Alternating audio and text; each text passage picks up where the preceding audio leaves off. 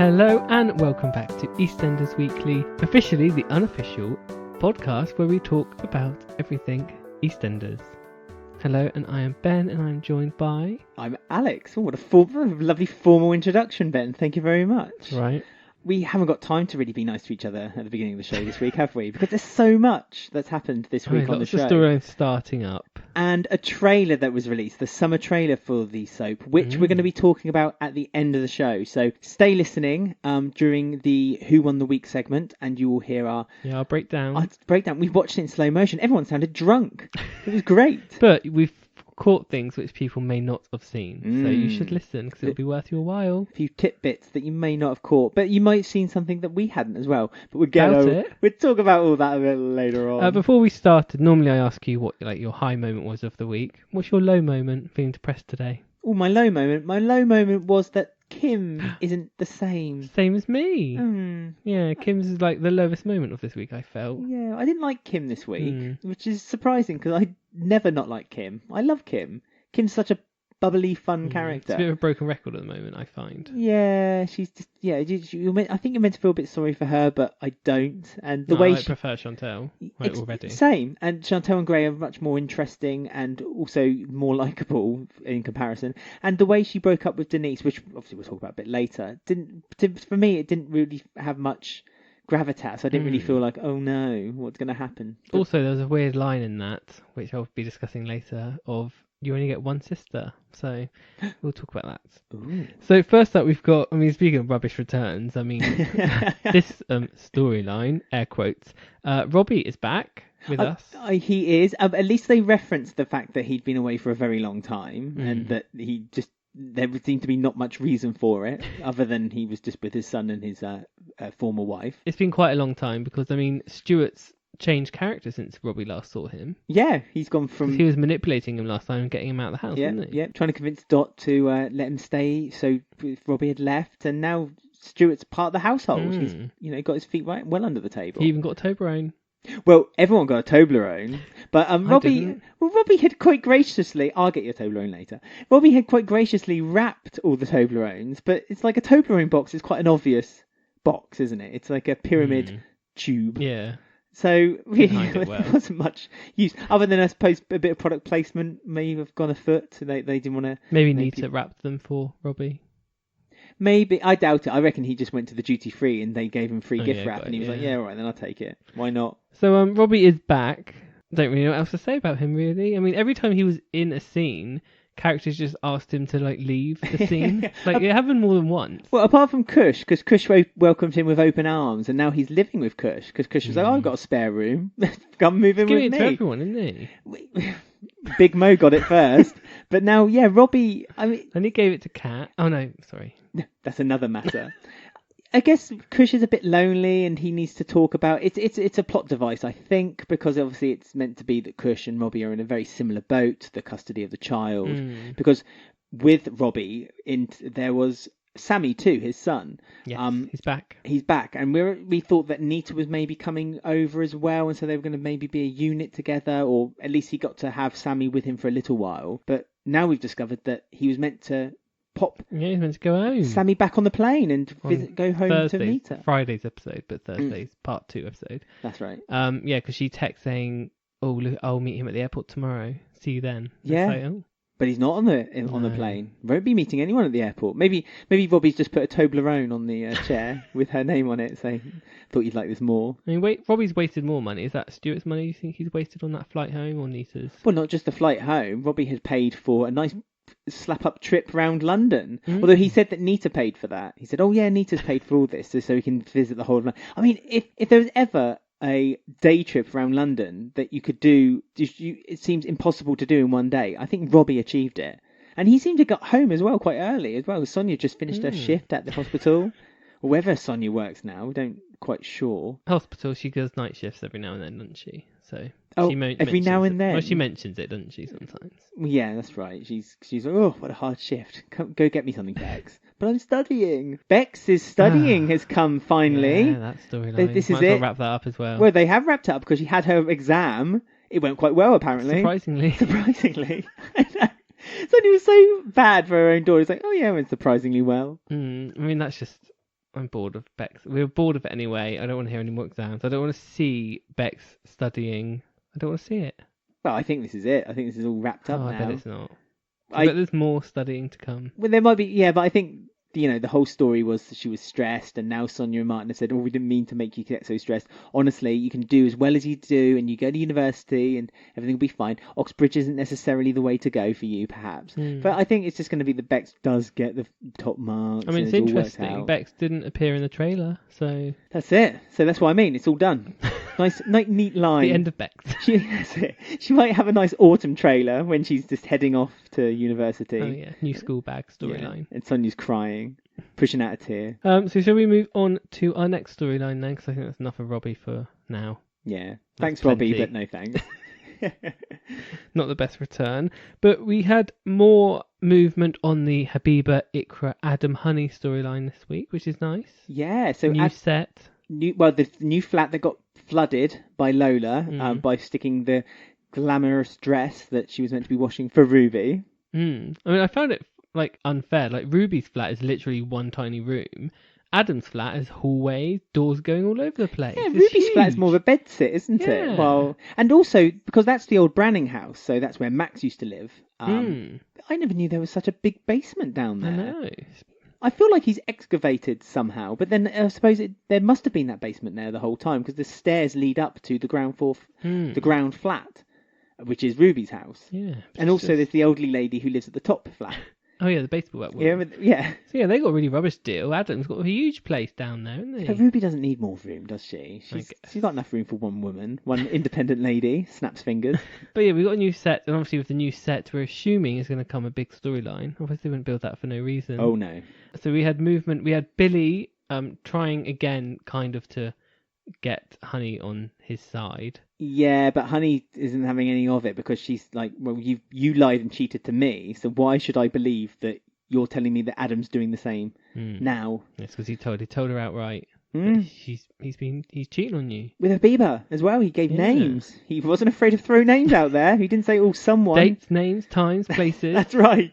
But it wasn't enough. Not well. The evidence wasn't particularly there because Billy was drunk that night. So she thought, well, you could have seen anything. But it has made Honey kind of look at Habiba differently because every now and then she keeps asking Adam, was Habiba okay? I saw Habiba crying. Yeah, seed of doubt is in her mind, even though she doesn't want to believe it. And Lola even tried her best, to say, my pops is telling the truth. But Honey doesn't want them to know that she's worried. Billy and Lola, who are you not going to believe? I know, they're so trustworthy individuals. Absolutely. So yeah, we had that, and then obviously at the same time, on Honey's new bed sheets. They were quite stunning as well. Do you reckon she got them from the market, or she went a bit more uptown? Oh no, the market. Definitely the market. Could be a Minute Mart special. She was trying to sell off her stockings this week, wasn't she? Special offer to Denise, who has a bit of a chafing groin. I mean, Adam really doesn't have much respect, does he? Apart from the fact, okay, he's having an affair, that's not respectful anyway. But to then, put on the bedsheets that Honey bought him to then use them with Habiba first. Yeah, I know. Right, he really has no respect. Or he's so cocky, he doesn't think he's going to get caught. Oh, it's exactly that. He's cocky. Because he's manipulating Habiba as well. The way he was talking to Habiba this week. The way, almost like talking... a child. Like a child. Because she admits that he was her first. And I think there was almost a glint in his eye. It was like, oh, hang on. I've got you here. I've got control here, yeah. And he's got control of Honey. And I mean, it was a bit funny when Habiba was standing right behind Honey. When they were talking. It's you would... If someone's standing that close to you, you do kind of sense, don't you? You have a spider sense, don't you? Yeah, you do. Your senses. She's a bit close. But that's what I mean. The whole week she just stood behind her. Habiba was always there, exactly. Habiba was always there whenever there was an interaction between Honey and Adam. Habiba was there, and Honey spotted it as well. So I suppose her spider senses were working a little bit, tingling a touch. Not good enough. No. But then I don't think she wants to admit it, does she? No, she's too enthralled in Adam. And we also saw Ikra kind of step up, be a bit of a stronger character when she approached him in the bar, didn't she? She did. She warned basically for Adam to not lead Habiba along and stay away from the whole family. Stay away from them all, yeah. And again, this is like a red rag to a bull, isn't it? This is for Adam now. This is a challenge because when Habiba comes back and says, "I don't think we can break up.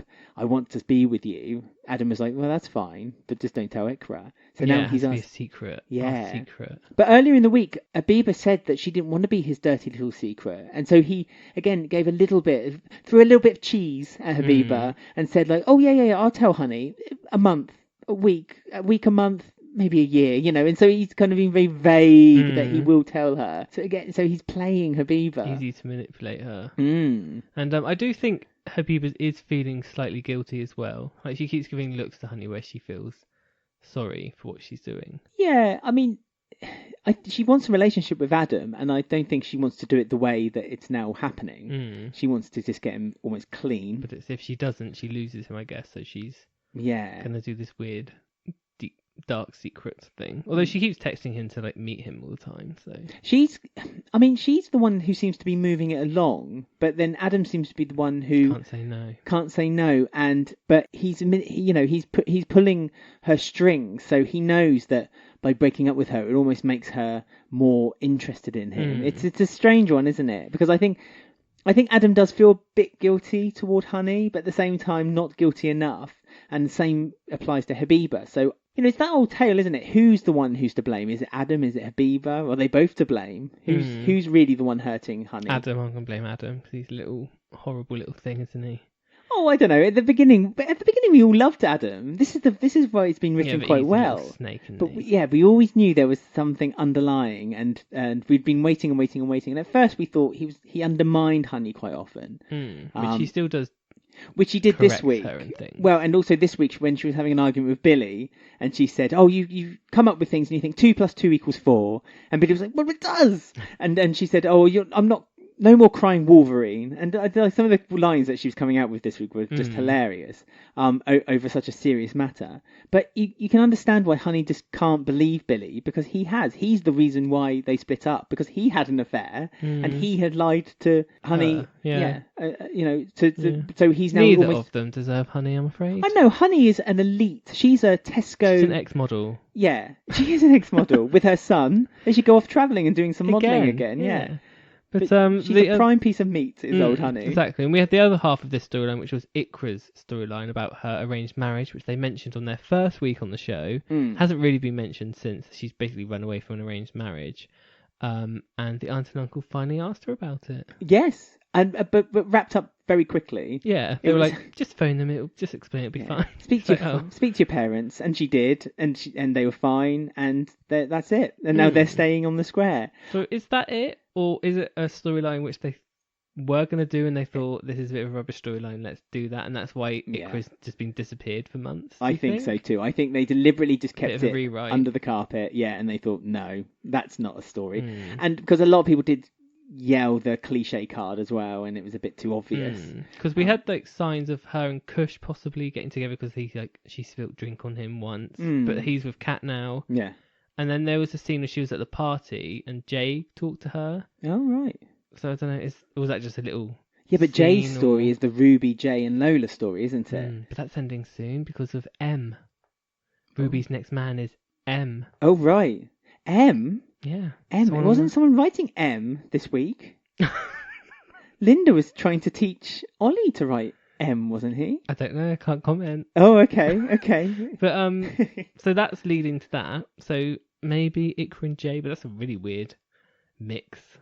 Yes and no. I don't think it's that. I mean, Jay. Poor old Jay, you just can't really see him with anyone, can you? Jay's a really tough one to. He is a bit of a loner. He's a tough one to match up, and I don't know. I wouldn't be offended by it. I think that it would be worth investigating it. I thought it was strange that they had that scene together, but it might have just been a scene to interrupt 2 other scenes either side of it. But they must be doing something with Ikra. But she did show that feistiness this week, which I was like, ooh. You're a character. Well, I liked the interaction she did with Adam and standing up for her sister. So standing up for her sister is very much a trait of a certain couple of sisters that had died. Although, if we are going to go to that Adam possibly end up killing, Ikra could be his first victim if she's standing up to him, getting in his way. Because he like said something back to her, but Honey interrupted, and then they both stopped talking. Right. So if we're going to go down that route. I mean, that's one hell of a... His first victim. It's a sad thing, though, to think that you were introduced as like these big sisters, these big new characters, That's and one true. Of them doesn't get the expect story it, they though. thought they were going to have, and then gets killed. Wouldn't expect it, though, would you? No, you wouldn't. It really would be quite a surprise. Ikra's going to be the one in the way. Ikra and Lola, they're my 2 hit lists. Lola's more personal, I feel. Speaking of killers, possible serial killers, there could be another one returning soon with a new face. So we have a section of This Is Your Life.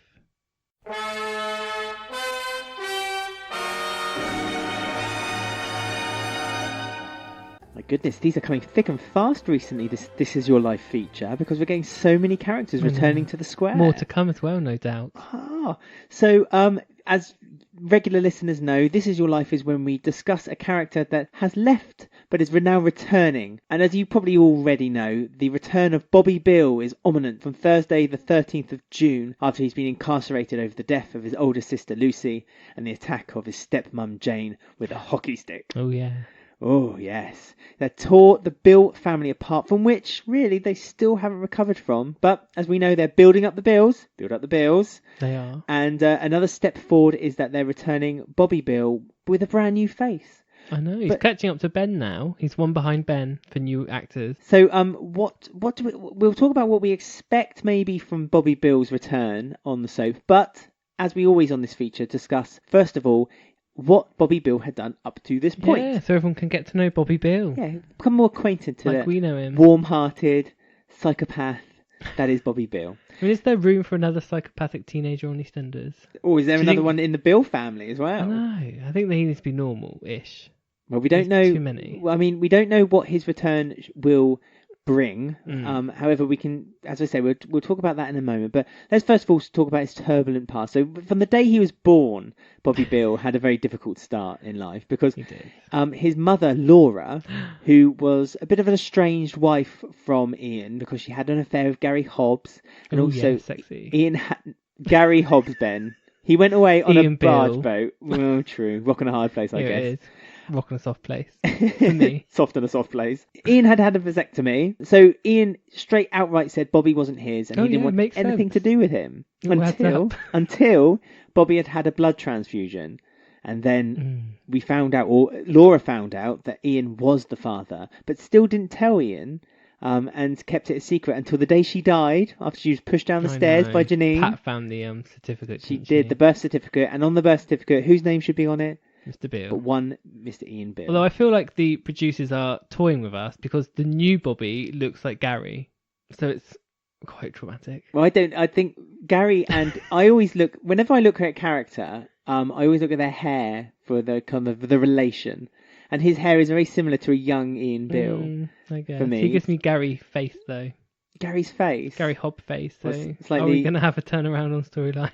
He was Gary's all along. Oh, maybe. And so Ian rejects him. So he also had a bit of a thing with Tiffany Butcher when he was very, very young. Having a butcher's. He was certainly having a butcher's with Tiff. But their relationship was one of almost like Romeo and Juliet, because neither of the families wanted them to be together.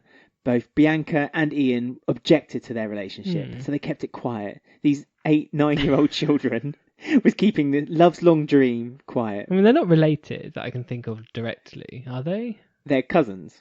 Oh, they are cousins. Yes. Well, Ian doesn't normally have a problem with that because Ian did it himself. I don't think it's a problem because they were cousins. I think it's more of a problem because it's a butcher. Oh, I see. Yeah, you don't want to get involved with a Skanky butcher. No, don't want to be involved with them. Especially Tiff. Although they did break up on their own mutual ground because they became rivals in a school spelling competition. Of course. Writes itself. Of course. That's an obvious storyline. So that was a... It's been done so many times. It's not a year that passes when a school spelling competition storyline. Through the ages. That's right. Great storytelling. That'll be Kim and Jean's next story over Christmas. The spelling bee. So let's not beat around the bush anymore, because Bobby's big story was obviously the Lucy death storyline. Yes, it was. Live Week was his big moment to shine. He got changed actor halfway through the Who Killed Lucy storyline as well. Yes, when he went away with Jane to go to Cornwall, I believe, and then came back with a whole new face. Surely that was like alerts like Bobby's the killer. We've suddenly changed his actor for no reason. Well, it was the reason why they changed the actor at that time, or the fourth time, with Elliot Carrington, because they wanted someone who would be a bit more confident in theatre background, wasn't it? He had more of a theatre background, so he'd be more confident doing live performance. Exactly. So you're quite right. The alarm bells were there. I think people... But then the whole story was that they were hiding it from Bobby. So even though Bobby in the back of his mind... He didn't know, did he? He didn't really know he did it. Silly. Well, it wasn't, because Jane... I thought she was sleeping. Jane protected him by saying that it wasn't his blow that ultimately killed Lucy. It was something else. Yeah, in the forest. Lucy just had a very unfortunate evening that day. Well, she did get hit a lot that night, because I've watched Live Week about 3 times in recent history. Yeah. So it's fresh on my mind. But she did get hit a lot that few days. Well, she was upsetting a lot of people. Stole her wallet. Yeah, Abby punched her. Wasn't just her wallet, wasn't it? And that was used as evidence later on, because Bobby found it. And I think someone else hit her as well. Did Max? Yeah, Max, that's it. Yeah, I'm sure he slapped her. Max was ultimately the one who was arrested for it. As we know, Bobby was the one who hit her with that music box after she... Jewellery box, wasn't it? Was it a jewellery box? Yes, and someone put it under the tree, wrapped it, but that also got forgotten. So no one knows who that was either. Oh. There's loads of things that... Well, lots of little evidence kept coming out. There was obviously, don't forget, Summer Hayes. She kept dropping in little hints here and there. And she was the one who... She ultimately worked it out until she got hit by Ronnie. Yes, because Nick had broken the brakes on the car as a punishment to Phil. Yes, but it's all very messy. But no one seemed to care about Summer Hayes. Everyone cared about Ronnie after that accident. It was very sad. Hayes. But Jane was really protective of Bobby because she protected him to the hilt. She was always constantly... She saw him as her kid. Well, she's not able to have children of her own, and so she adopted... Well, why is that? Well, that's because of one Stephen Beale. When he was questioning his sexuality, a very Callum story a few years back, and he had a bit of a depression, didn't he, and ran away. And Jane, didn't he kidnap Jane? He kidnapped Peter and Lucy. He kidnapped someone. I can't remember. And then she walked in and he shot her. He shot her in the stomach. Yes. And so she was unable to have children. Very traumatised, the Beales. The Beales have had a very big history, but it's Bobby we're talking about now. Yes. And yeah, as you say, just to kind of cover Bobby's blushes, they took him away to boarding school, and they still didn't tell him what he'd done, and they were just trying to... No, by this point pretend. He kind of knew. But so as a punishment, they took... Well, not as a punishment, they did it as a kind of way to get him off the square, because Sharon was threatening to tell the police everyone by this found point. out, didn't they? Well, Sharon and Phil found out first of all, that's right, and then Sharon found out. The Life Week ended with Ian watching fireworks and just being like, no, it's all going to be okay. Scene. I love that scene. Oh, really? It's amazing. Oh, I hate that scene. Oh, no, it's so good. They have music, and show the shots of like all iconic things. It's so good. Oh, I thought they ruined Live Week by ending it like that. Amazing that was. No, because it took you out of the soap. No, it made you realise. It took you out of the soap. It made you realise you were watching a soap. It took you out of the drama, in my opinion. Oh, I loved that. But yeah, the trial and everything with Bobby was all a bit messy because, like, in theory, Jane should have been arrested and Ian should have been arrested, but the police sort of said to them, "We think you've suffered enough." And they let everyone off. It was really strange. Apart from Max, of course, who went down originally for it. Yes, but then Max kind of deserved it because he wasn't innocent in this whole situation. But then that later would then continue the story where Max wanted revenge on the whole square because the whole square turned their back on him. And let's not reminisce over that year. But obviously Bobby being out now, Max is on the square still. He is. So we're assuming Max is going to want revenge again, is he? So do you think Bobby, you said right at the top of this section that you think Bobby might, we don't want another psychopath on the square. So do you think Bobby will return a changed kid, or do you think he'll return with the psychopathic tendencies still, maybe out for revenge? I'm wondering if he was always quite scared kid, wasn't he? And we had that video of Max. To get rid of Jane, he was threatening Bobby from inside with another kid. That's right. Where they had that video, and he was like cowering. So I'm guessing he's Ian Beale. He's a coward, isn't he? He is a coward, but he's also he can stand up for himself when he wants to, and he's a family man. So I think Bobby will. Yeah, but Laura was whiny too. Laura was a bit whiny. I mean, do you think Bobby's going to come back wanting to be part of the Beale still? Because that's the whole thing. He must be, because he's obviously coming back of his own accord, because he's of age where he can choose. But no, he's not. He's 15. Well, the court say when you're 15 you can choose, can't you? No, I think it's 16, isn't it? I think on the letter it says that Ian had to accept for him to stay in the house. Well, Ian's not even in the country. Well, this is it. Kathy convinced Ian to, bring him back in. So is Kathy going to be the guardian then? Is Kathy going to be the one looking after Bobby? When he left, he wasn't on good terms with Kathy because she took his bedroom. But that's completely true. Bobby was very upset because she came back from being dead, and that was the reason why she pushed. That's the reason. The That's the reason why Bobby pushed Jane down the stairs, Yeah. because he was trying to secretly swap the bedrooms back round because he didn't want to sleep in Lucy's old room. No, because he killed her. Really? And so this is basically Kathy kind of started the whole hate toward Jane, I suppose. So they've got that going on. I mean, I hope, but there's nothing's been confirmed, but surely they have to have Jane come back, even if it's for one episode. Because hers is like the most weird, bizarre exit of a character I've ever seen before. Yeah, she just left without being able to say anything to Ian. And now she continues phoning Ian, and Ian's like, nah. Yeah, it's just... I've got other things to do. It just doesn't make any sense. Like, she has no reason not to come back because Max was threatening her, but that's not happening. And they're still married, but they're not together, but he's after Mel and... That's the messiness, though, of it, isn't it? Because Max, basically, everything always leads to Max at the moment. A lot of characters that left... it's Max's fault. And so it kind of is like, oh, how are they going to ever build the bridge between Max? But I mean, we saw in the trailer for Summer that Max shouts for Bobby. Yes, and chases him, and he runs away. And there's a pit, it looks like Bobby's like on the couch cowering. So maybe Max goes to be all tough man, sees that he's just like a scared boy still. Yeah, it kind of forgives him for that. I mean, Bobby didn't want anything to do with Ian and Jane while he was in prison. And when he found out that his brother Stephen and Jane had had that accident in the fire, and obviously Stephen died, he was quite despondent in prison.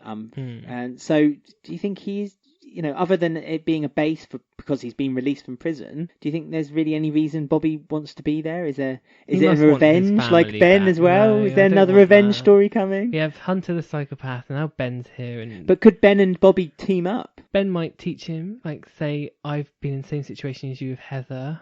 I took the wrong path. Maybe you should take the correct path, Bobby. Because it is half brother, isn't it? Yeah. Yeah, so he might give him some, like, friendly advice. It's his step, because Ian is Ben's half brother. Oh yeah, it's his nephew then. It's his nephew, slash brother, possibly. So maybe Ben will give him some like advice of the right direction to go after being released from murder.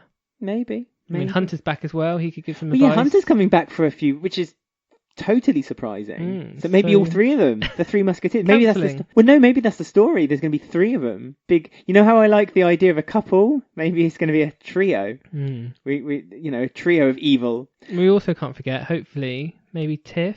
She's single. Maybe they'll get back together. Well, funnily enough, that's the reason why I brought it up that they had been together in the past. I mean, Tiff can't get together with Keegan because she knows that it upsets Bernie, and that's kind of gone a bit quiet now and sizzled off a little bit. So yeah, maybe Bobby and Tiff is on the cards. Maybe to make Keegan a bit jealous. That could be a story in the midst.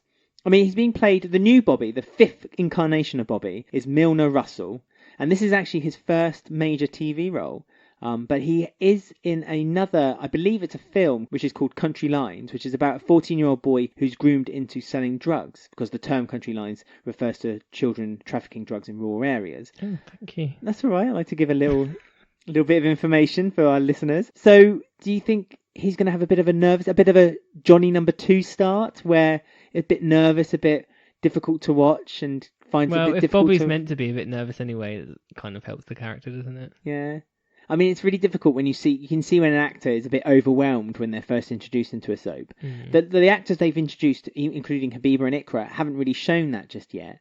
But as I say, it's the curse of the second Johnny, because you could tell he was nervous when he was first introduced. But he was nervous for like 2 years, though. He was nervous until he left. I give them about 3 months. I give a character to see if I like them or not. So I won't pass judgment till then.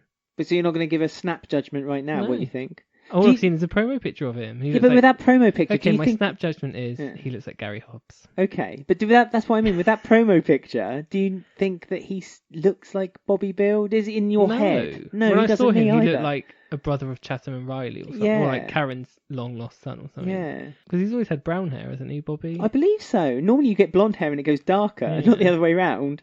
So got scared in prison. He's gone white. White eyebrows.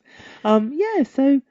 I don't know. That's what I mean from a snap judgment from that picture. It just doesn't feel right. With Ben, a lot of people said he didn't feel right, but I actually didn't mind. Yeah, when he put his glasses on, it looked like a Ben again. He never wears his glasses, Yeah, other you than did when he it gets once. up in the morning. He wears his glasses. John Sen is quoted as saying, Clay is an exciting new talent that injects a new energy into a fascinating character. We cannot wait for the audience to see the impact of Bobby's arrival will have on the square. So there you go. John Sen that time making a quote. Normally it's Kate Oates, so maybe he's in charge now. He's in charge now. He's taking the reins. That's it. He's got the boat and he's going to start sailing it into a very prosperous future. I just hope for Bobby Beale that he has a purpose and a clear direction. That's all I ask. Plus they recast him, so I feel bad for the other actor. Yeah. Don't know if he's still acting or not, who knows. But if they've recast him, I hope they've done it for a purpose. Well, they did say that they did it because they wanted a new actor so he could immediately be seen as a more adult character. I mean, Elliot, you probably still remember him as being a young child. I always feel that's unfair though, because like Ian Beale was in it since he was like 14, and like they let him stay forever. And Yeah, but he went into the role, you know what I mean? And Sharon. That was the old days. That was the 80s. Something out of nothing, Ben. Yeah, it's not fair. These poor young kids. I know. Oh well. So we'd love to know. I know that was quite dismissive. We'd love to know what your thoughts are about the new Bobby Beale. You can tweet us at EastEnders Week or find us on our Facebook group. Just search EastEnders Weekly Podcast and click to join the group. You can also email us eastendersweekly@gmail.com. Let us know what your snap judgment is and who do you think he's related to? Is he more Gary or more Ian? Or more Karen? And that was our latest edition of This Is Your Life.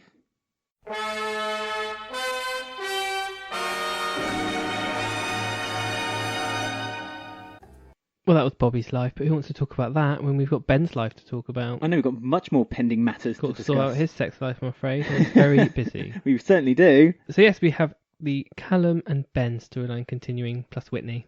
She's in there. She's in the mix. She is in the mix. I do feel so. Whitney's being very left behind and forgotten about in all of this fandom of everyone loving Ben and Callum together. There is still a Whitney problem. So I do feel sorry for Whitney because she's not done anything wrong. How do you solve a problem like Whitney, eh? I mean, we did a poll on Twitter asking people who they think is going to be the most hurt out of this Callum, Whitney, Ben storyline. I wonder. Whitney came on top, but only this time, for 73% of the vote. Callum was second with 18. Ben got a few votes, 9%. Oh, he'll be fine. Him and Callum will be fine. Poor Whitney is who I'm thinking about. At TVFan6990 said, definitely Callum. He's still discovering his sexuality, and I feel that Ben has been pressuring him. I don't know. Callum whipped that belt off quite quickly. What's that? Those lips touched his. So I think he knew what he was up to. I know. Well, He'd been planning that for a while. He'd been thinking about it for a long time in bed, stewing. He, good. He knew what to do straight away, didn't he? When he was with Whitney, natural for the first time, inverted commas, with Whitney, he said, was that good? Yeah, he was a bit fumbly. And he was in, do you remember he was in bed and when he was like, yeah, it was really good. Why was it not good for you? And he just stared at the ceiling and was like, yeah, it was great. So, I wonder, his mind's blown over Ben. Like, it's just insane. Yeah, you know exactly where to go. But what we need to think about is how he got down those trousers in the first place. How did we get to that point? I don't know. It was a full moon by the looks of it. There was a couple of full moons in that PG, let me tell you. We had a housewarming party. We did. Good. We did. Lots of drunk people. It's nice, that scene. It felt like a classic scene of like a group of friends, which we haven't seen on EastEnders in a while. But like we have Ruby, Jay, Callum, Ben, Stacey, Shrimpy. So like a good group of people just having a housewarming party. It felt very real and natural. And you did kind of jump from one conversation. The toilet had broken, so Jay Big opened Mo up downstairs. been in there, of course. Big Mo had dumped her load as usual. She destroyed another porcelain pot, and it did. It was a nice feeling. It felt like a nice party. It was funny. Why do they keep getting Jay to fix the toilet? Like Jay's not a plumber. Foreshadowing. Maybe he's going to take a GMVQ in plumbing. Yeah, they have a plumber on the square, do they? They don't. Keanu fixed Sharon's plumbing once. He did. Remember, the sink was blocked. Yes, I know, but I know what you're insinuating. Whenever we start with the Ben story, the innuendo begins. So Keanu should have been invited. I'm sure Keanu probably was, because he's a Mitchell, Jay's a Mitchell, Ben's a Mitchell. Oh yeah. They all kind of invite Where themselves. Was he? He could have fixed the toilet. He was very missing all week, to be fair. I mean, also just to say that jogging seems to be like the fitness exercise of the square, doesn't it? Kush does it. Well, yes. I've never seen Callum go jogging before. Well, he did and it by this the week. looks of it, I don't think he'd ever been jogging before in his life. It did look quite pristine, didn't it? Like it just came that morning, and he's like, "Oh, I'm going to go for a jog now."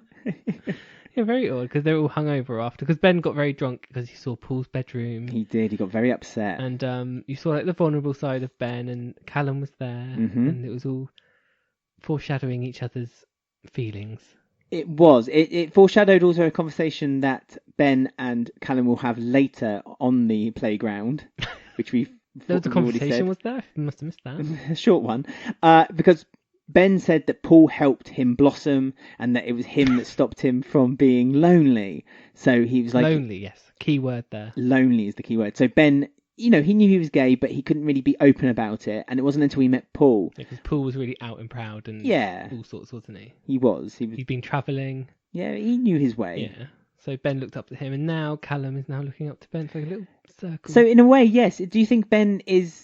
The new Paul. Not the new Paul necessarily, but other than to say that he feels like he needs to mentor someone the same way that Paul had mentored him. And so he'll see himself in Callum, I guess. Yeah. The same situation. To Ben, is Callum more of an infatuation rather than someone he likes? Because he does say this week, Callum asks him, why do you keep doing this to me? Why are you flirting and chasing with me? And he says, why do you think? Yeah, and then looks at him. Yeah. Callum's all right. No, he's lost his hat. Callum's...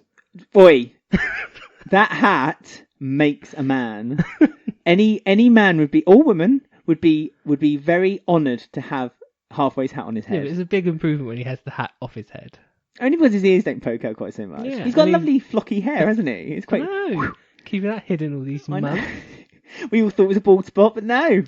It was there was hair Doesn't take after his dad or his brother, does he? Certainly does not. So yeah, we had that. We had a nightclub scene where they all went. All the group of friends went out. Again, E20 looked like it was inhabited. And it looks like a real club because they changed the lighting slightly. Changed the angle of the shots, so you now see the far right wall as you're facing from the bar. Dance floor. Yeah, so if you're looking at the dance floor and the doors on the left, then you now see and there's more booths there. So there's more seating than we first imagined. We thought there was only capacity of like 12. And they have got a new lighting director recently, and I must say, vast improvement. Everything looks dark and gritty and horrible, and I like it. But that's what you want in EastEnders, isn't it? Yeah, exactly. It's brightness, really good. It hurts your eyes. It stings. And it makes the sets look more realistic as well, because they're not the newest. No, they're not. They're not. It's they're still using the old studios, while a lot of other soaps have kind of moved to newer realms. But then I like that, and it almost gives them more of a realism to it. Sometimes when you're watching other soaps, I don't know why I'm not mentioning other soaps. They look too clean, too, as you say, bright, yeah. and you so can literally see the studio lights above their like blow dried hair and stuff. Exactly, and their makeup's pristine. That's another thing about EastEnders, isn't it? Everyone looks really rough and ready. They've been thrown through a hedge backwards, apart from Sharon, of course. Oh yeah, she's always on. Miss Wolford, 2019, the EastEnders Podcast Awards. Listen to that in the last podcast if you wish. But yeah, we had nightclub. They were all there talking about boys they like, talking about all their past relationship with Whitney. Whitney again was mentioning things which people never thought would be mentioned before. The Moon Brothers. Yeah. Ben fancied them apparently. I'm sure they're throwing in these throwbacks just for us now to spot them. I think so, yeah. I really do. Because they didn't happen before we kept going on about them. Yeah. Now they're here all the time. We're getting bored of them now, actually. No, we're not. I don't want any more throwbacks. No, we're not. We're enjoying them. Keep them as subtle as you can so we can keep... They're very lucky on EastEnders because they have such a rich history.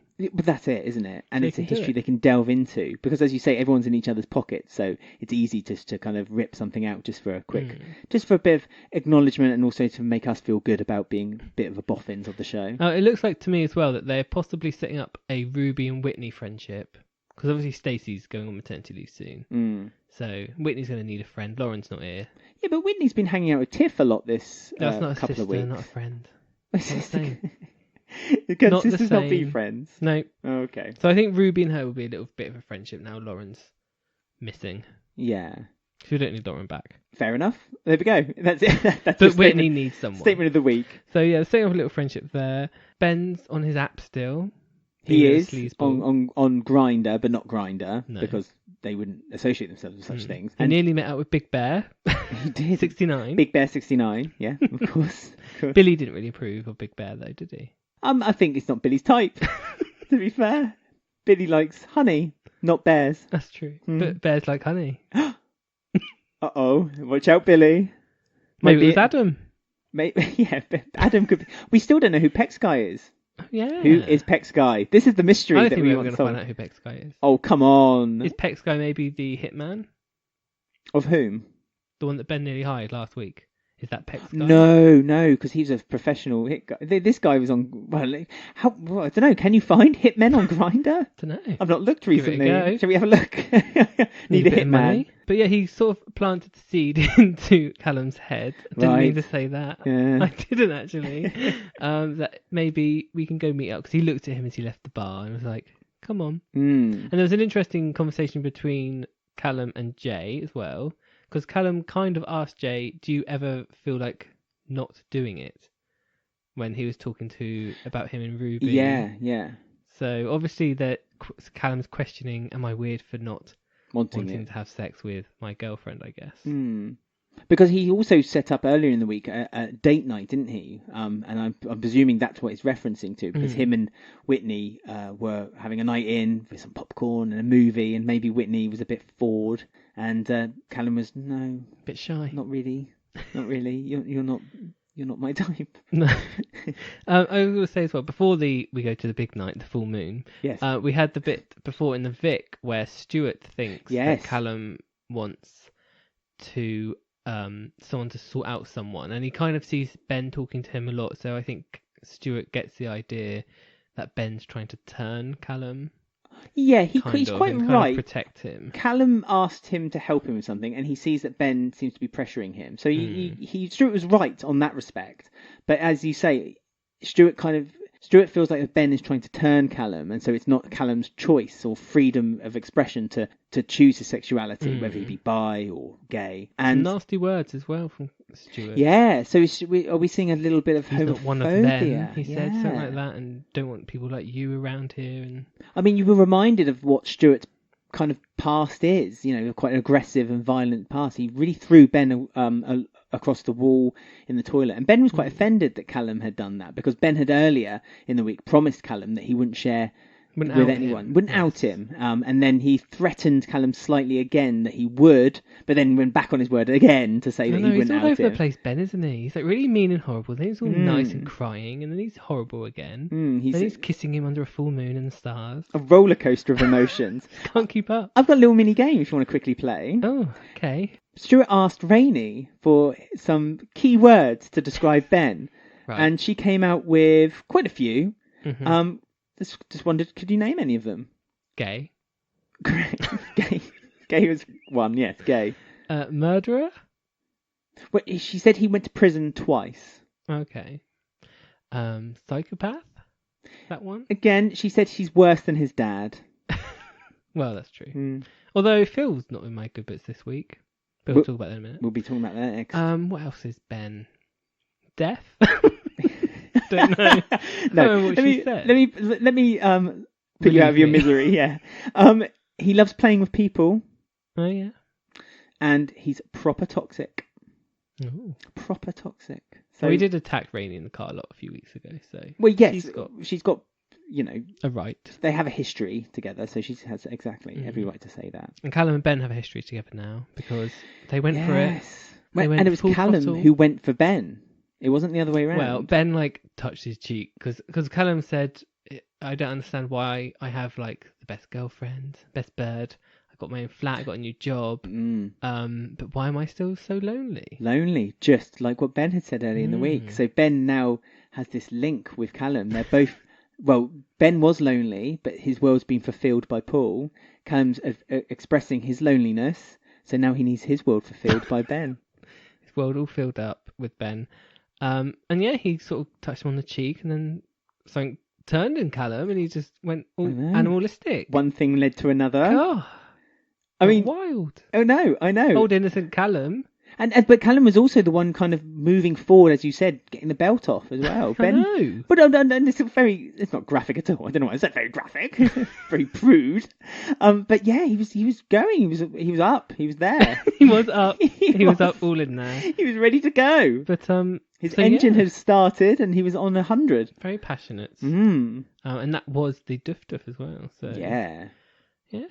Very exciting. Is there going to be regret in the morning?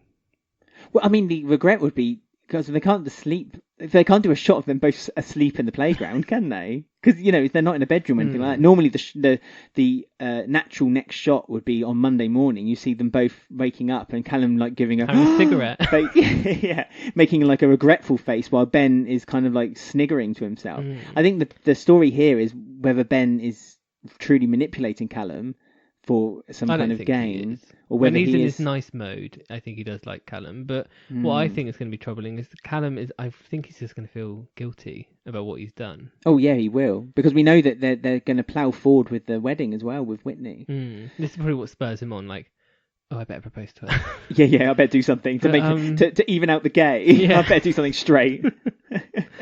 But poor Whitney. She doesn't deserve this, does she? But I know. I do feel. At the same time, I want to. I know. I'm flying the rainbow flag for Ben and Callum, big time. It's a fun story, and I'm really enjoying it. And they do seem quite natural together. Yeah. And also it opens up the possibilities with Stuart and, as we know, Stuart's dad, Stuart and Callum's dad, and yeah, it's a good story. I like it. I'm enjoying it. But I do feel sorry for Whitney as well. Whitney does not have a lot of luck. Callum needs to tell her. She'd be like, actually, I understand, and she can be nice, supportive to him. Say, it's okay, Callum, I still love you. Let's just be gay BFFs. Okay, she could be his fag hag. Yeah, that's what we want. That's what we want. We just want Whitney to be a fag hag. Right, won't she? Yeah, she'll be great. I don't think she will be with her snake skin. Great with it. I know, but that's what you would want. No, all three to be happy. Will it also open up the possibility of what seems to be everyone's wish list, which is Mick and Whitney at some point? No, him and Linda are quite happy at the moment, aren't they? They're doing fun storylines. That's true. Their dark side has blown away. They had a bad year last year, so they need just some stability. Sounds good to me. Right, so let's move on to our next topic, which is Louise, baby mama. Yeah. Showing her maturity, much more than Bex has been as a character. She's really gone up in my character battle levels. Yeah, motherhood suits her, apparently. Being pregnant is a good thing for Louise. It's what she needed. I mean, Phil was being really, like, horrible. The way he talked about the baby. Like, she still hasn't sorted it. Yeah. It's like, all right, Phil, it's not an MOT on a car. He's offered to get rid of it in privately. Give you money. Go private, He's outright blamed Sharon for the reason why she's pregnant, which is a bit naughty, as Louise reminds him, because really this whole trickles down to his trying to be the power player with him. Take Keanu. Absolutely. Yeah, which he didn't really seem fussed about, did he really? He kind of denied it and then was like, mumbled off. Yeah, well... Phil Mitchell way. Well, Phil Mitchell's way is if this direction doesn't work... I'll try something else, and which is what he did. He went to Ben to visit with Lexi. So yeah, show her how hard it is. Show how hard it is. Yeah, show how hard it is. But Lexi was good as gold. I know. Plus, she's already spoken to Lola about it, and Lola's already given her advice. Yeah. So take that, Phil. Well, God forbid if Phil finds out that Lola's already given advice to his daughter, because I think that will strain that relationship even further. But it was a nice scene with Ben and Louise, because they are brother and sister. They didn't really ever interact before, did they? No. Louise and Ben. So that was nice just to see like a normal sibling conversation over a coffee. Yeah, So nice little chat. I thought that was good. And it was as you said, it was a normal kind of scene. There was no tension or exaggeration of anything. It was just a conversation between two adults. Ben works a lot better when he's just normal, like a bit more of this normal side we've seen recently. He works so much better. I think this evil Ben. I think a lot of people have said this week that evil Ben didn't work, and so it's him being reined in a little bit, and the stories he's having, it makes him a bit more. It makes him very likable and much more easier to watch. Yeah, I mean, Louise has that dilemma. She still hasn't told Keanu yet, has she? No, Keanu still thinks that she had rid it, as Phil would say. Got rid of it. So Keanu still doesn't know, and Phil. I don't think Phil wants Keanu to know because he still thinks he can convince Louise to get rid of it. I mean, next week he does buy her flowers. Who, Keanu buys Louise flowers? No, Phil buys Louise flowers. So maybe he has a change of heart. New man. Yeah. I guess. I mean, Sharon did say to Phil that really you're playing it wrong by being aggressive and by being all like, you're not having the baby and you're not going to live in this house. Yeah, deal with it and you're ruining your life is the wrong way to play Louise. The right way to play Louise is be all sweetness and light and make her think that what she's doing is the right thing, because then she starts to question it because she has been looked after and mollycoddled her whole life. So as soon as people start saying, oh, actually, Louise, what you're doing is a good idea, she's like, oh, hang on. Maybe it's not. Maybe it's not such a good idea after all. I mean, maybe she finds out it's a girl and she says to Phil, "Oh, name her Peggy," and then Phil's like, "Oh yeah, keep her." That's why he's happy. Yeah. I'd like that as well. Little Peggy Mitchell. Little Peg. Yeah. Oh, I'd love that. Oh, I hope they do call her Peg. Yeah. What other name? What's her aunt or Phil's aunt called? Sal. Sal. She's still alive though. So. Yeah, but Sal would come for a christening, wouldn't she? I hope Aunt Sal comes for the Shianu reveal. Because she's amazing. Yeah, she is. I know she hasn't been in years, but I don't care. Also, she's quite frail, isn't she? She's in a wheelchair. She can still shout out something. I'd like Peggy's ghost to come down as well, a bit like to just see her head shaking, doubtfully as it's happening. I've told you, Phil. Yeah. That's Sharon. That's Sharon. She's a wrong one. You didn't want to be with her. No, but that was a mini storyline really. She's still pregnant. She's keeping the baby. She's being her own woman and not listening to Phil. Yeah, you can't blame her. It's her body. She should have the choice of what to do. I just feel like she's being a bit naughty not telling Keanu. Because I think Keanu has a right to know too. Am I wrong in thinking Yeah, well, that? Didn't Beck say you won't be able to hide it for much longer anyway, I think, didn't she? No. So she'll tell him in her own time. Yes, when she's comfortable. Right, so next up we have the Slaters, and Stacey goes from 1 to 100 in seconds. She does, but they had a bottle of red wine which was meant to tenderise a leg of lamb, and instead they just drank it. It tenderised Kat and Stacey instead. It did. Tenderised that old bit of meat. Yeah. So yeah, we have the rivalry, which is just escalating massively, obviously because they're trying to do the Stacey maternity leave. So it does seem a bit out of nowhere, this feud. And it's reached maximum within one episode. Yeah, I mean, Stacey isn't one. She is one to get angry very quickly, but this seemed a bit out of character. Just how quickly she got. Literally ran up to him and shouted. It was all right. And I suppose it was meant to be that because they'd had a bit to drink, that's what had happened. But then to carry it. When have they not had a drink? That's true. And to carry it over to the next day when they've had time to think and they've time to sober, and Kat and Stacey still had a problem with what Kat and Kush could possibly be doing. It seemed a bit off, slightly, but not enough to make me not like the story, because I do quite enjoy seeing the power struggle between Kush and Kat and Stacey and Martin. And because Kat accidentally said Kush is thinking about getting courts involved, and that's what started the whole... Yeah, she basically said that she didn't want to get legals involved. She misspoke, and Stacey was, "Oh, hang on, what do you mean by that?" And immediately went off on one. That's it. Obviously, then Martin found out, so he's fighting with Kush, and Kush is trying to appease them, offering little bits, but Martin's he's being Pete Beale, ignoring everything that Kush is saying or offering or doing. But yeah, it just seems out of nowhere, because they were friends last week, and they saw Arthur quite a lot anyway. And this all started because Kat and Stacey were actually trying to get Martin and Kush to kind of talk to each other again, and their relationship had strained because Martin had said, "You're no friend of mine," and after the whole Stuart and Beck's running, Beck's had running away and then admitting that Kush had given a key and blah, and it seemed a bit weird that because Kat and Stacey were trying to help out, it ended up with Kat and Stacey actually being the ones at each other's throat over the maternity thing. Yeah, that's the thing that was out of nowhere, the way she turned on Kat really quickly.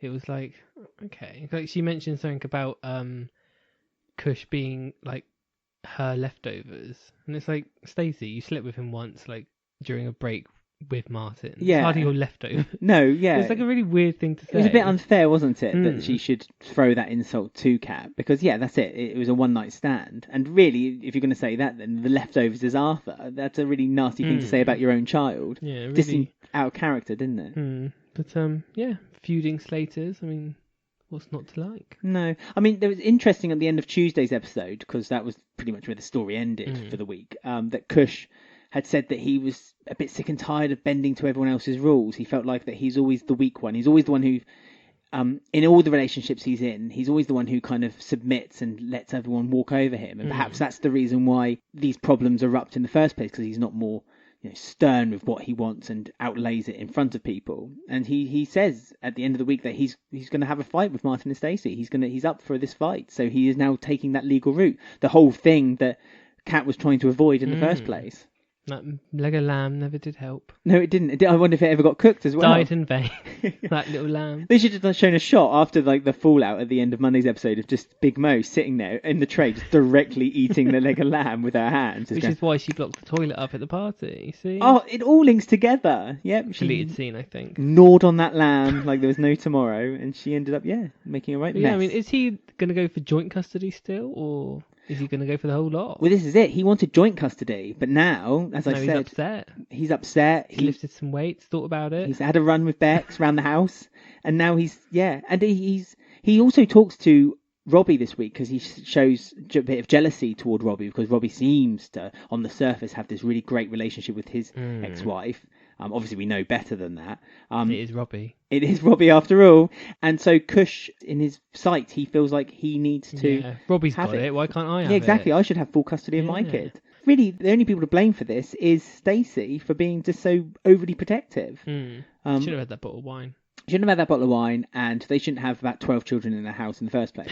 Because, there's room to get rid of one and let Kush have it, don't you think? No, I blame Hayley. It's all Hayley's fault. It's all Hayley's fault. When's she going to come back and pick up Cherry? Cherry!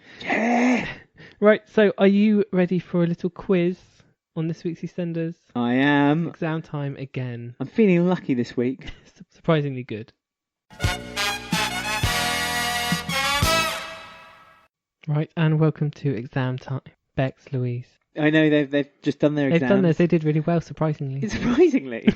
I want a duvet day. Luckily, I've brought the cat in this week to help me. So well, you only get a duvet day if you get full marks. Well, I'm very confident because I have a cat, as I just said, sitting behind me on the windowsill. He's either helping me or praying for birds. I'm not quite sure. Looking at There'll me be now. distractions. Right, so this game is called Libby Fox's Degree of Excellence. One of my favourites. Yeah, so you have to answer mundane questions about things that happened in the week of EastEnders. Ooh. And they're marked from the highest mark as a Libby Fox to the lowest mark of a Robbie Jackson. Or somewhere in between for a Keegan. I feel this is a disjustice for poor old Robbie because this week he's shown to be a bit more brighter than perhaps we first imagined. He's been shown of how useless he is, but we'll talk about. And also, if you work in bins in the council, I've recently discovered I think you need at least 4 GCSEs. So... And 6 months off. They don't question it. That's true. It's the council. They're making cuts. They probably embraced his leave. Especially Robbie. Right, so you've got 5 questions to answer, and they're all multiple choice, which is everyone's favourite type of question. Yes, because it means you have a stab in the dark and might still get it right. Right, so are you ready? Pens at the ready? I am, and I have to answer each one, but you can give me the answer after each one. Yes, okay, I good. will. Play along at home, everyone. Yeah, you can play along if you want in the car. That's what I would do. Well, yes, but concentrate on your driving as well. Yeah. Right, so question 1. How many years had the old couple arranging their own funerals been married? Were they married for a lovely 35 years, 57 years, 62 years, or 73 years? Do you remember that lovely couple? I do, and I vaguely remember thinking it was an odd number. So 35 seems a bit too rounded up. 73 is too much because it means they must have got married when they were 10. That's what happened back then. Like one of those fake marriages you used to do at school. They took it a bit too far. So it's either 57 or 62. I am going to say 57. So B, 57. B, 57. 57 lovely years together. Lovely years together. Before their death. Yep. It made Callum think, didn't it? Which one do you think will die first, the man or the woman? Statistically, the man. Oh, I thought the woman because she looked a lot older. Right, so the correct answer was B, 57. So well done. Yeah, you see. What a lovely life they led. Going on what you just said, also, normally the men in the old days, normally it was an older man who would date a younger girl. So they'd see them when they were about 15 and then court them, peck on the cheek, wait till they turn 16. You're trying to get extra credit here because it's not going to fly. No, I'm just saying. Right, question 2. Number 2. What did Billy cook Honey for their meal together? Oh. Was it A... No. If I guess without the... No, you're not allowed to guess. Oh. Was it A, Billy's broccoli bake? For God's sake. B, Billy's baked potatoes? C, Billy's chili? Or D, Billy's burgers? Well, first of all, every single one of those options is a B and a B, apart from one, which is a C. So I know what the answer is. However, I feel like you missed a chance here, and you should have had Billy's meatballs. I nearly did Billy's sausage, but then I thought that's too similar to sausage Jean, surprise, so it all went a bit wrong. Billy's chili, I think you'd find. Their favourite. With white rice as well. Not very healthy, Billy. No garlic bread. It's an awful. Oh, Billy's just rubbish. All round rubbish. He probably just got it out of those tins as well, just like a ready-made bean sauce. Anyway, sorry, it was chili. B. Are you sure? You seem quite confident. Well, I'm very confident. Wouldn't it be quite embarrassing now if you were incorrect? I know I'm not. It's chili. Right, well, the correct answer was C, Billy's chili. Thank you. Although I You were correct. Yes, thank you. You had me worried. Right, question 3. Mm-hmm. What colour hat did Shrimpy wear to the housewarming party? Oh, I wasn't concentrating on Shrimpy. I was concentrating on all the people smoking in that room. What, I'm putting the ash in the actual ash in the ashes of people. Was it A, a purple hat, B, a yellow hat, C, a white hat, or D, a black hat? I think it's a toss-up between... How crazy is Shrimpy? Yeah, he's not that crazy. It's between... He wears hats, that's quite crazy. I wear a hat. I wear a hat most days. It's normally because I can't do anything with my hair, but Shrimpy's hair is pristine underneath. Right, I think it's between purple and black. I think white... Shrimpy doesn't like to stand out in the crowd, especially when he's got lots of women on his arm. He doesn't want his other woman to see that he's with another woman. He likes to be hidden. He likes to be hidden in the background. Hence the hat. In the shade. So, was it Callum's hat? But Halfway's hat. I haven't heard from him. Another week. He's dead now. It's now Shrimpy's hat. No. We'll find him. He's coming back. He's been watching his dad up to no good, and he's just had to have a rest. Oh, it's either purple or black. I'm gonna say. Oh, I don't know now. I think it might be yellow. Do you want to know what colour top he was wearing? Okay, yeah, go on. He was wearing a blue and white checkered shirt. Oh, well, that makes me think he might be wearing a white hat. blue and white. It was quite dark in that room, so I think you wouldn't be able to think... There is no timer, but time is ticking. Right, I'm going to say white. The correct answer, the hat that Shrimpy chose for this occasion, of his many, was D, black. Oh, for goodness sake. Nice and simple. Silhouette. I'm not pleased with your question. Question 4. How many children had the Ahmeds fostered in their lifetime? Oh, it's in the hundreds. Was it A? It starts over 100, so good luck. Was it A, 122, B, 133, C, 144, or D, 155? Do the maths. Oh, Adam, no... 1. That That baby, recently 2. They didn't officially adopt that. No, oh, yeah, no, they did. I'm thinking of Cherry. But it's not Cherry. She's a half. It was the other baby, wasn't it? The baby that... So that's 2 we know of. That very short storyline with the kidnap. People. Yeah. We're gonna run out of exam time. I'm sorry. 120. Oh, I don't know. 122. I'm gonna say 122. You sure? Final answer? Yeah. So you thought A, 122. Yeah. Out of their many years together. Yeah, but how many children on the planet? They could have done like 10 at a time. Who knows? Well, like Bender in Futurama. Yeah. It's all for the money. It's all for the money. I need the money from the children. Right, the correct answer was A, 122. Yes. Do you know, if it wasn't for that blue and black hat, I'd have a perfect score right now. And I was going to say one more black. question, love. Go on then. Right, question 5. You'll get this. He winked. I just want the listeners to know he winked at me when he said that. Question 5. What letter was Linda trying to teach Ollie? Oh, I do know this. Was it A-N, B-M, C-W, or D-Z? Well, I mean, it wasn't. It was B-M, but Ollie couldn't fathom like just doing 2, straight lines up and down, and just scribbled. So M for mother, because that's what she wanted to spell. Mum. Not Mick.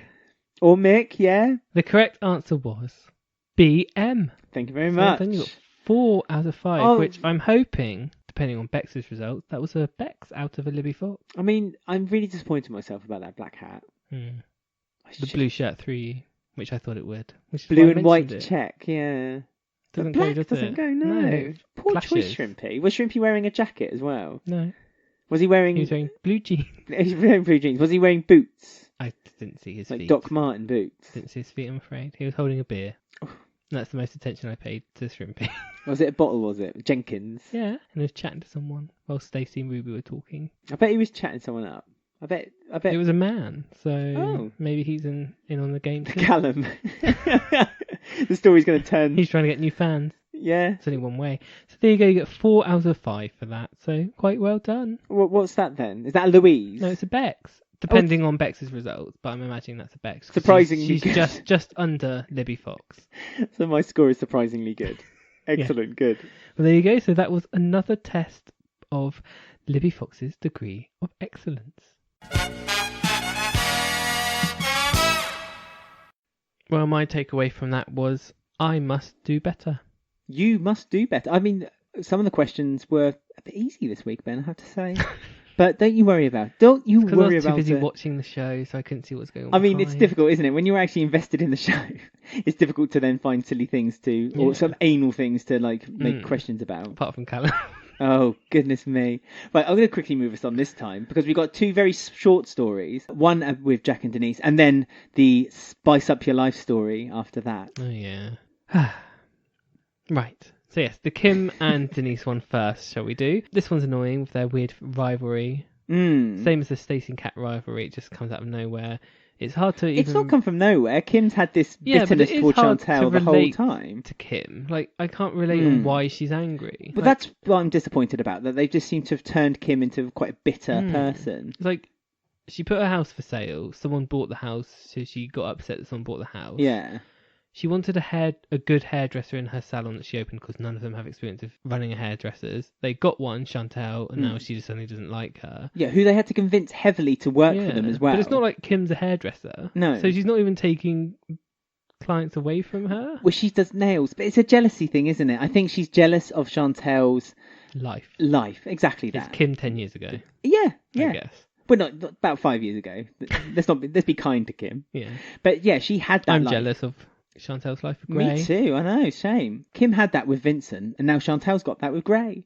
And but what's more, they've got the perfect 2 children as well, so it's 2.4 children, and it's exactly what Kim wanted with Vincent, but it had been taken away from her. So this jealousy makes sense, but it's not executed well, though, is it? I think it's executed fine, but it's just it's verging on the bitter old queen kind of thing. You know, you can imagine her sat at home in a dark room going, oh, that Chantelle, I hate her, and getting a voodoo doll of Chantelle and poking needles in its eyes. It just seems unnecessary to me. Yeah. She doesn't need to be putting all this negative energy onto Chantelle. Especially since Chantelle desperately tries to find common ground with Kim. I know, she's all quite the time. nice, Chantelle. Yeah, all the time. It's like she doesn't rise to Kim once the whole week. And even when she was doing Tina's hair, which because Tina was using her voucher she got for her birthday. I know, continuity. Well done. Hey, and she then tried laying it thick on Tina as well because Tina was running the Prince Albert, which used to be Vincent's old bar, and it just seems a slightly out of character for Kim to do it. But yeah, I know she's always been that feisty comedy character, but it's just been a bit like we've heard this from when she moved into the house. We didn't need it again at work. But that's the word you hit the nail on the head there. You said she's always been the feisty comedy character, but the comedy part seems to have gone a little bit, and it's become more nasty. Yeah, it's not funny. It's not relatable. I don't know where she's coming from. Chantelle's done nothing wrong. Yeah. Tina's done nothing wrong. No. Denise stood up. Denise, well, outright Alan fired her. her. Yeah. Taking it out from Patrick. Denise's empire has no room for Kim. So she's got rid of her. And that's upset Kim even further now. So I think Kim's obviously she's going to find out in the next coming weeks that really what she's been doing has been alienating her from the rest of the... Also, I said earlier about you only get one sister in life, you can get any hairdresser. Yes. Don't they have a third sister? I'm sure there's a third one. There was that thing, wasn't there, with the mum, and she drove off in the taxi. That was when she said they're not sisters. But there's a third sister, I'm sure of it. So I feel a bit sorry for her. Is there a third sister? I can't remember. I'm sure there is. Someone let me know. I think her name begins with C. Oh, okay. But I suppose it's the C sister. They could be a group, the C sisters. I suppose the sister's not there now, though, is she? So she means immediately. But yeah, let us know if anyone knows at EastEnders Week on Twitter or email us eastendersweekly@gmail.com.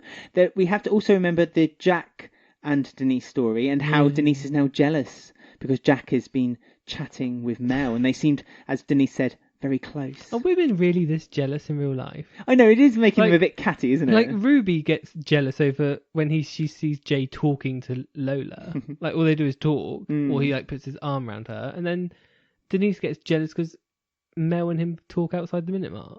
Well, you know, Denise is very insecure. She's had quite a checkered past with her relationships. One guy was a murderer, and then there was Ian Beale. And then she married a younger guy who then she couldn't, you know, live up to because of his heart problems. And so, you know, Denise, I feel, her insecurities have been maybe setting in a little bit with Jack. I know, but all they were doing is talking, Denise. Come on. Yeah, I know, I agree with you. Although I'm still not a massive fan of Jack and Denise, so I don't really care. They don't seem right, do they? No, it's very a bit odd flat couple. Yeah, they don't seem to have the chemistry when they're on screen. Because they had a date in E20. I didn't really listen to what they were saying to each other. It didn't interest me. But also their date texts or something. Yeah. Also their date in The Vic as well, though, it just seemed a bit of monotone, kind of like dum dum dum dum dum dum. It was just like a bit of filler. It felt like to me. But when Denise is on screen with Patrick or with Denise, she seems to light up. Yeah. Yeah, not a fan. Break them up. Oh, there we go. We have it just there. So the next and last storyline is the Spice Girls storyline. Yes, spice up your life and other puns relating to titles. I hate it when they do like a real life event in a storyline. It annoys me. I'm impressed that they've done a real life event so well, though, because normally something like this. Yeah, if this was like last year, it would have been like real cringe. It would have been real cringe, but also it would have been shoehorned in. While this looked like it had some planning. Some proper planning ahead of it.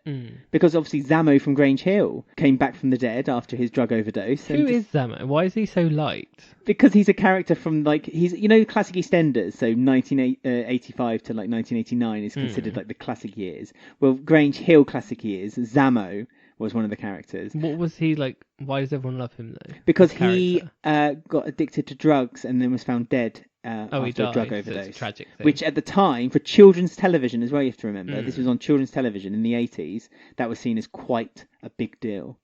Nowadays, they're gay kissing, they're doing all kinds of stuff on children's television, they're slitting their wrists, they're doing it all. Yeah, gross. Oh, so that's why he's like beloved, because he died tragically and stuff like that then. Yeah. And they went to go to America as well, and visit the then president, George Bush Sr., I believe. Right. And because they were doing a drugs campaign, the DARE campaign, I think it was.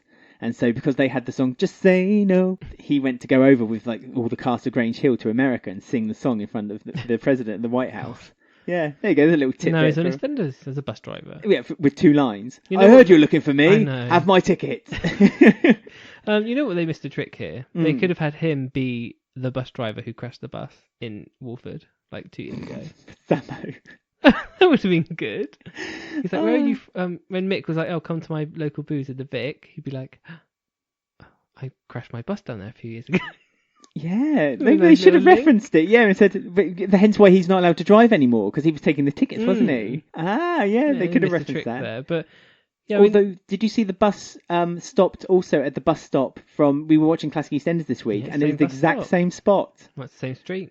Yeah, but I was quite impressed with that because they could have literally just put that bus stop anywhere they wanted, but no, it was the exact same spot the bus stop was. It's got its time. Yeah, his timetable was very strict. But there's loads of hype over Zammo. I never watched Grange Hill. I don't care about Zammo. I don't care about the actor, really. You would have not been born. There was a lot of hype, and it was just a bit like, really? That was it? I mean, it was a bit deflating, wasn't it? I wanted a proper scene between them as well, and there wasn't anything. No. I don't know if it got cut for any reason. I mean, they had that radio competition, and obviously Mick lost. That Zammo guy won, so Mick went to go find. I don't even know what his name. Zammo. What's his actual name? Terry. Oh. Terry. I just said that out of nowhere, thinking that's a generic name. Terry. It is Terry. And then it turns out that Terry's family, who he wanted to get the tickets for, don't actually like Spice Girls. No, but Terry has an infinite knowledge of the Spice Girls. Maybe Terry likes Spice Girls, and Mick should have said, "Do you want my ticket?" Yeah, he should have said that, shouldn't he? Shirley, you don't want to go, does she? I think Shirley does. Really? Yeah, Shirley likes to dress up for the giggles. You know, Zammo should have went instead of Mick. Mick should have offered, shouldn't he? He should have said, "Well, if you want a friend to go with, you can come with us." That would have been a nicer thing to do, other than to say, then "Would you want another scene?" Yeah, but Zammo didn't even take money for it. Like Mick was offering him like a big wedge of money. That's all right. He's a nice guy, Terry. Well, he said, "No, I got him for free. You can have him." I was like, "No." Profit Zammo. I mean, he can't be making that much on London transport, surely. Or Mick could just look on like FaceBay or Gumtree, and he would have got tickets. So If he had a wedge of money. Yeah, but if he went on FaceBay or Gumtree, he would have ended up paying the money he was trying to give to Zamo. It's all worth it for his ale. In this instance, he got it for free. So, well, is ale worth that much when he got some tickets for free? Oh yeah, ale is. Our ale. But so Linda is worth nothing. Is that where we're going with this story? Well, we had the other part of the storyline, which is the more serious side, which is where Linda seems to be worried about Ollie's development as well. So that's obviously leading to something. I think is it an autism? She's worried he's autistic, something like that. Well, I think he already has some problems since the accident, which we talked about last week. But she's worrying that his development is much slower than they actually first thought. And he's now showing a few violent tendencies. Just like Dennis. He's violent too. Punching Sharon. All the kids are violent, aren't they? All the kids are a bit backstabby. That's what I mean with Bobby Beale. Just be normal. Yeah. They're also traumatised on this place. I know. Maybe we'll have a nice happy ending for Ollie. Give it 10, 15 years. Yeah, I mean, next week we have Spice Girls concert to look forward to. Yep. So fingers crossed that's going to be giggles. Will they insert footage of the actual concert, I wonder? Well, I'm wondering if they were going to actually do a scene where the Spice Girls were on the screen. And they'll just cut to the cast of like the Carters with a green screen, pretending to be at the concert. Dancing. Or they just get tickets, inverted commas, backstage somehow. Because Mick is quite a lucky chap, isn't he? And they're like, oh, you're the 100th person to walk into the stadium, have some backstage passes. But I just realised it's not Posh Spice. Victoria Beckham's not doing it, is she? No. She makes far too much money off her husband. She ain't there, but the others are. Baby Spice will do a EastEnders. I bet Jerry does a line. I bet they throw a line at Jerry. And Mel B. And Mel B will say something like, oh, I love... her and Shirley will have a rivalry. Yeah. They should do a storyline where they get tickets for S Club 7 and see how they get Hannah from S Club 7 in and out. Oh, yeah. They could do it with Karen's sister, and they're like twins, inverted commas, and they didn't realise. You had identical twins, Karen. Doom, doom, doom, doom, doom, doom, doom, doom. You know it's Karen's sister, not her daughter. I do. But you don't see her mum. Karen's mum. I know we need her. Yeah, she needs to be introduced for Christmas. More please. Taylor's in. Right, so that's all the storylines covered. So we've just got our sort of comments and things and poll of the week, and we've also got our breakdown of things you might have missed from the summer trailer. You know me, I ain't one to gossip. Yes, it's time for Who Won the Week, and normally we would go into Ben's time box and pop back out into another era and talk about stories that had happened this week in the past, but this time we're going to talk about the summer trailer that was released just before the 2 episodes were out yesterday. Yes. And I love a trailer. We love a trailer, and the EastEnders trailers are just getting better and better. Like a couple of years ago, they would just be like wet farts, but now they're really They're gripping. still not Hurricane Sharon standard, but we're getting there. Well, because they're clips rather than specially made footage for the trailer. Yeah. I love the football ones as well. My favourite one is the Everybody Hurts one, when it's Linda, Sharon, and I forget who the third lady is, and they're all crying. And Sharon's in a wedding dress and Linda's in a bath. It was when she'd been raped by Also, Dino. the really good ones was the Lucy Bill ones. They were really good. Oh, they were good. Everyone was like walking backwards. Or when Kathy came back and she was going backwards in the square in reverse. Yeah, and you can plainly see that she had to do this really difficult walking. So it looked like she was walking forward. A bit rigid, but she had come back from the dead. She was a bit rigid. So yeah, we've gone through the summer trailer in like slow motion. We've rewatched things just to try and pick out what's going on. Yeah. And bits that we may have missed because they may not have wanted us to see, but we saw them. Mm-hmm. We may have overanalyzed it, let's just say that much. Oh, no. So there's lots of different storylines through these 2 minutes. So shall we start? There's a Keanu opens it, so we'll open with Keanu. Yeah. So there's a few shots and you see him laying on the floor and there's bricks around him.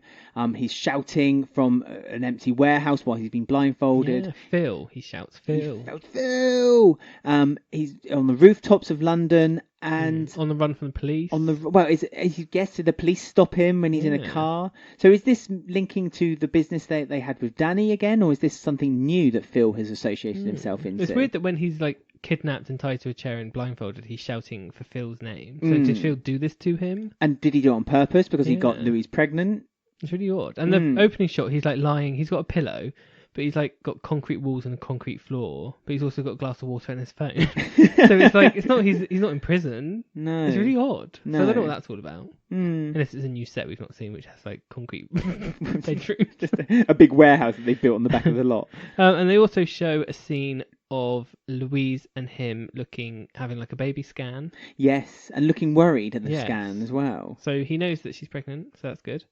But obviously, is something wrong, or are they just generally worried that they're having a baby? Yeah. Or was just the bit a bit cold that day? Was it the baby shrunk? It was smaller than usual.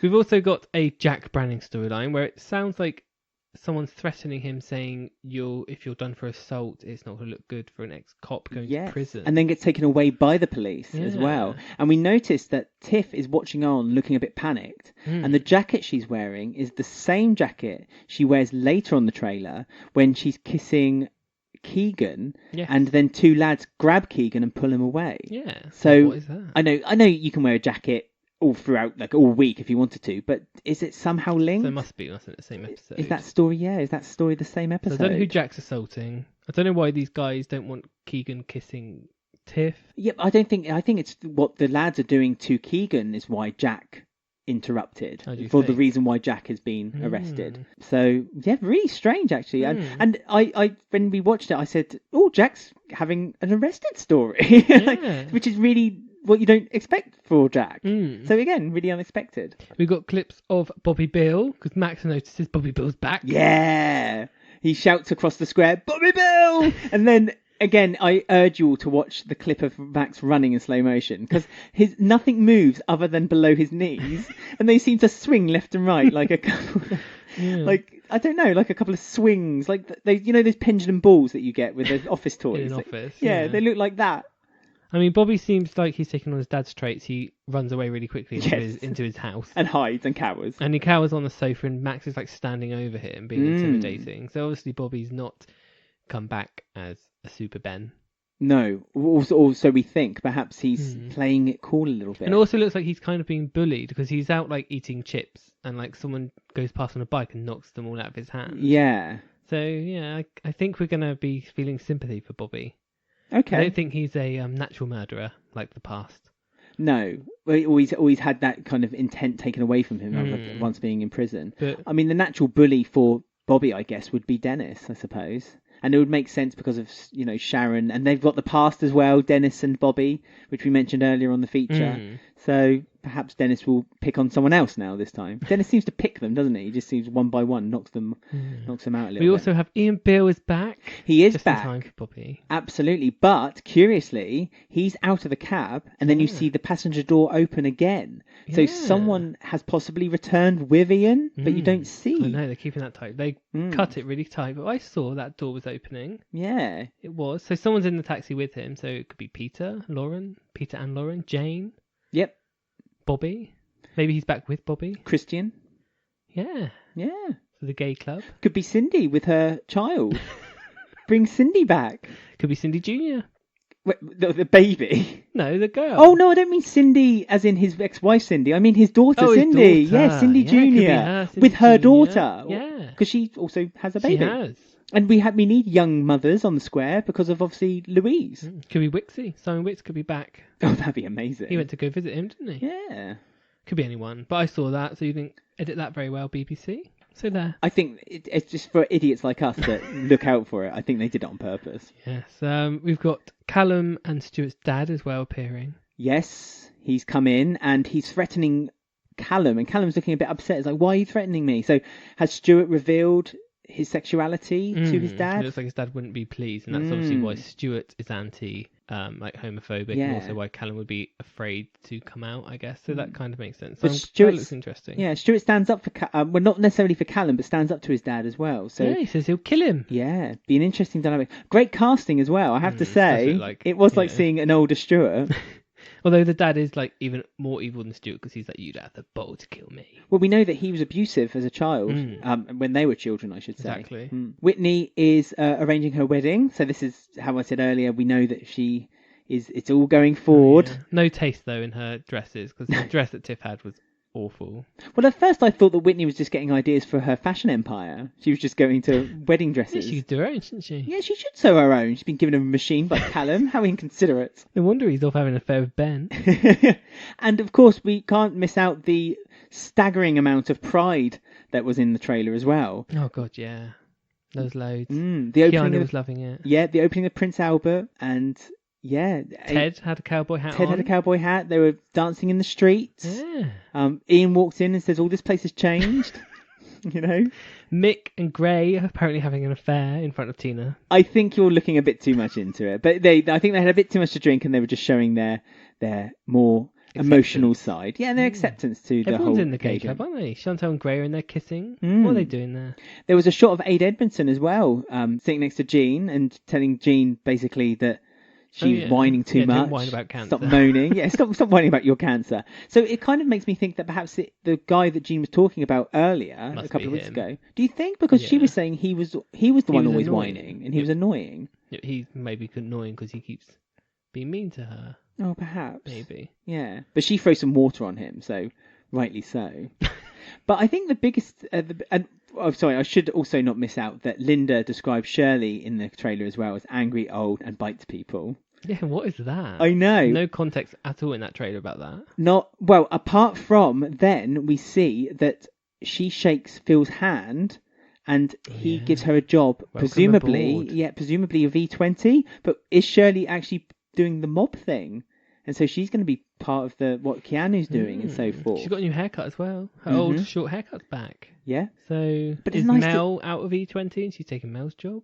Or Sharon, is the affair being announced? Oh, yeah, because there was no Mel at all, was there, in the trailer either? I mean, it's lovely to see Shirley doing something. And we said before, it's when she's given something, it's great. And so we're so pleased to see Shirley looks like she's going to be given some stories. But the most interesting part of the trailer, for us anyway, was near the end when Phil is toasting to family old and new and looks at Sharon when he says and new. And it makes us think, is this Sharon's pregnancy storyline? Yeah, because they show happening? Sharon miserable every now and then and like screaming. Like, in the streets. yeah, she's screaming. So maybe she's... Yeah, and Karen also says, how have you let this happen? So maybe Karen knows that Sharon's pregnant and Sharon's obviously letting Phil know it's his. Well, Sharon's... Yeah, but is it Phil's? Is there going to be a test to find out if it's Keanu or Phil's? And is that why Keanu's looking sad at the monitor when he sees Louise's baby? Has he got 2 children on the way and didn't even realise it? How can I afford this? Yeah, exactly. Well, yeah. Especially with Sharon as a mum. I'm sure. But I did like that he did that toast over a fry-up. There was like a big plate of sausages, eggs, and orange juices. I mean, you don't drink during a fry-up unless you're abroad, of course, and you're in Spain. But yeah, the trailer was full of information. And, we urge you to look at it. If you go to YouTube, just type in EastEnders, and we'll probably put a link of it. It's open a bit more than just EastEnders if you want to find the actual trailer. Okay, EastEnders summer trailer 2019. There we go. Search that way. But we'll also put a link to it on our Twitter as well. So that was the trailer. Anyway, quickly then, because we really are running tight on time now, we're going to do Who Won the Week. We gave you 4 stories, and there was an honourable mention on our Facebook page from Melanie Williams. The 4 official stories were Mick's Spicy Plan, Adam's Secret Affair, Confused Callum, and Lou's Grease Monkey Baby, and the honourable mention was Kim and Chantelle's comedy duo. So thank you for that, Melanie. No. So so there was a joint third. Joint so can you tell me the 2 that came bottom? Don't. Ben and Callum. No, wait, sorry. No, Ben was on top. Ben and Callum were on top of this poll. Okay, yes. On the poll, Ben and Callum were at the top with 61%. Joint bottom, Spice. That was boring, and Adam and Habiba. No, the Spice one came second, 17%. Adam's Secret Affair and Lou's Grease Monkey Baby was 11%, respectively, as well. We had a couple of comments. Do you want to hear people's impressions of The Kiss? Oh, yes. So I don't even need to say names. All I have to say is The Kiss and people know who I'm talking about. Oh, yeah. The belt unbuckling. Melanie Williams, she's commented from her option on the thing. She said that scene was shot really beautifully. That eerie silence at the moment of realization. The colours in the scene were gorgeous. It actually made me smile. There was something magical about it, and last night's episode when they were in E20 was the first time I liked the new Ben. I agree with you, Melanie. Yeah. Neve O'Malley said, loving this storyline. Best Ben, so hot and cold it irritates me. Serious chemistry between the 2 though. Great actors. Abby Lewis says, great storyline, but I find it funny how fast that is all escalated in just 1 week. Usually these storylines build with time. I think she's used to John York's block storytelling of 8 weeks on, 8 weeks break, 8 weeks on. None of that block now. But still, it had me glued to my TV all week, so I can't complain. And then she also commented saying, I'm getting slightly Hollyoaks vibes where they just blast through storylines all the time. Fair enough. On Instagram, Time Turner said, Callum and Ben, please no. I love Callum and Whitney too much. So she's on team Callum and Whitney. I like Callum and Whitney. Yeah. But I also prefer Ben and Callum because it's out of the blue. We got an email this week from Alison, and she said, hello, Alex and Ben. That's the correct way round. Thank you very much. Sorry, guys, I don't do social networking, but I had to send an email about my theory. I am betting Dennis reveals the Sharon Keanu affair. I think he did hear them the day Sharon peeked in and he was wearing those headphones. Plus, the day he hit her, he called her a slag. But nobody seems to pick up on that. Ooh. I mean, we did talk about it on the show, and we said, did he hear her, didn't he? And we wondered if he was keeping it, because, you know, that would be an interesting little thing to fish out if you ever needed something. At one point, I thought Dennis's drone was going to record them. Do you remember his drone? I do remember that drone. That was my theory at one point. Not sure if the drone is still in the studio, because I don't know if John York took it home with him. Oh, as a parting gift. Yeah. This is mine now. Takes it and walks out. With all the footage on it. But that was my theory at one point, that Dennis was going to record them in like the bedroom window or something. It could still happen. Yeah. And I'd like that as well. It has to be an over-top reveal when them two find out. Yeah. It has to be. It won't be right unless someone gets seriously injured. Thank you for your comments. Sorry we couldn't read them all out again. The show is always quite packed, so we do read out as many as we can. You can find us on Twitter at EastEnders Week, on our Instagram at EastEnders Weekly Podcast, or our Facebook. Just search EastEnders Weekly Podcast and click to join the group. You can also email us, eastendersweekly@gmail.com. We do love receiving them. We live tweet every time the episode is live in the UK, which is normally a Monday, Tuesday, Thursday and Friday. And you can also join in by doing our polls, which are also up on all three of our social medias. Lovely. So that's us all done. So we'll look forward to seeing you all next week.